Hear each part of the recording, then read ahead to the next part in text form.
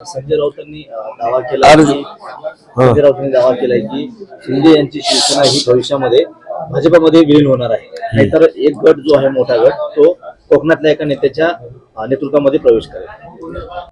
हे बघा, माननीय आमचे मुख्य नेते एकनाथराव शिंदे साहेबांच्या नेतृत्वामध्ये दररोज उबाटा गटाचे नेते त्या ठिकाणी प्रवेश करत आहेत.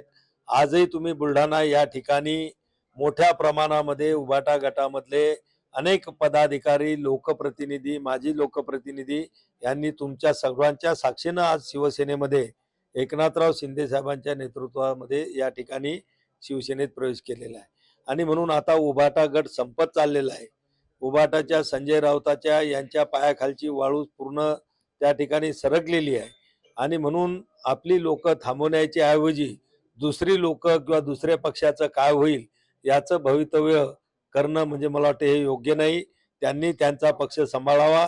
शिवसेना सांभाळण्यासाठी, बाळासाहेबांचे विचार पुढे नेण्यासाठी एकनाथराव शिंदे साहेब समर्थ आहेत. रविकांत तुपकर म्हणतात की प्रतापराव जाधव हे नशिबाने केंद्रीय मंत्री झाले, त्यांचा काही जिल्ह्याला फायदा नाही. हे बघा, मी काही कोणाचं उत्तर, ज्या लोकांनी मला मतरूपी आशीर्वाद दिलेत त्यांना त्यांच्या अडचणी असतील, त्यांच्या समस्या असतील, त्याच्यासाठी मी बांधील आहेच. आणि जिल्ह्यासाठी काय केलं मला वाटते यांच्या सगळ्या बाकीच्या ज्या काही असतील त्या आता मी बोलत नाही. तुम्हाला माहिती मी कोणावर टीका करत नाही. पण बुलढाण्याचा जर 6 महिन्याचा जर त्यांनी अभ्यास केला तर आयुष मंत्रालयाच्या माध्यमातून, आरोग्य विभागाच्या माध्यमातून किती कामं झालेत हे यांनी ते बऱ्याच कार्यालयामध्ये जाऊन आंदोलनं करतात, धरणे आंदोलनं करतात. जरा इथेही जाऊन त्यांनी आरोग्य विभागाकडे जाऊन विचारणा करावी की 6-7 महिन्यात काय काम केलं. पण रविकांत तुपकरांना फक्त शेतकऱ्यांसंदर्भातच समजते काय आणि आयुष मंत्रालय संदर्भात समजत नाही का?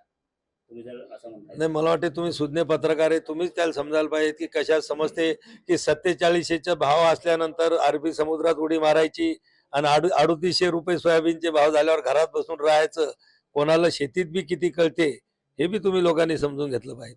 हो, जीबीएसचा धोका राज्यामध्ये वाढत आहे. हे जे आपल्या जिल्ह्यामध्ये जे यात्रा आहेत तर याच्यावर काही प्रतिबंध येणार आहे का? निश्चितपणानं जीबीएसचा धोका आणि आता सर्वदूर त्याचे पेशंट सापडायला लागलेले आहेत. आमचं केंद्रीय आरोग्य खातं जे आहे, आदरणीय आमच्या नड्डाजी, आमचे कॅबिनेट मंत्री जयप्रकाश नड्डाजीच्या मार्गदर्शनाखाली अतिशय तत्परतेनं काम करत आहे. आम्ही पूर्ण क्षमतेनं सज्ज आहोत. राज्याचं आरोग्य खातं सुद्धा याच्यावर मात करण्यासाठी पूर्ण व्यवस्था आम्ही त्या ठिकाणी केलेल्या आहेत. आणि हा जर गर्दीमुळं किंवा संसर्गजन्य म्हणून जर हा रोग त्या ठिकाणी होत असेल तर निश्चितच या ठिकाणी संबंधित डॉक्टर असतील, अधिकारी लोक असतील, यांच्यासोबत बैठक घेऊन त्याच्यावर योग्य तो निर्णय घेतला जाईल. जिल्ह्यातले सोयाबीन जे केंद्र आहेत नागपूरचे ते तर बंद झालेत, मात्र एफसीआयचे केंद्र सुद्धा बंद झाले. यावर काही तोडगा निघेल का? नाही, हे बघा, सोयाबीनच्या बाबतीमध्ये तुम्ही जर पाहत असाल तर आपल्या जिल्ह्यामध्ये मोठ्या प्रमाणामध्ये केंद्र उघडलेली होती आणि मोठ्या प्रमाणामध्ये त्या ठिकाणी सोयाबीनची खरेदी झाली. आज आपल्या बुलढाणा जिल्ह्यामध्ये सोयाबीनची उच्चांक खरेदी झालेली इतर सर्व जिल्ह्यापेक्षा आणि मागच्या सगळ्या आकडेवारीपेक्षा जर पाहिलं तर यावर्षी मी अजून आकडा घेतला नाही पण उच्चांक मात्र नक्की खरेदी त्या ठिकाणी झालेली आहे. आणि अजूनही कोण्या शेतकऱ्याच्या आमच्यापर्यंत तक्रारी नाहीत की आमचं सोयाबीन मोजायचं राहिलेलं आहे.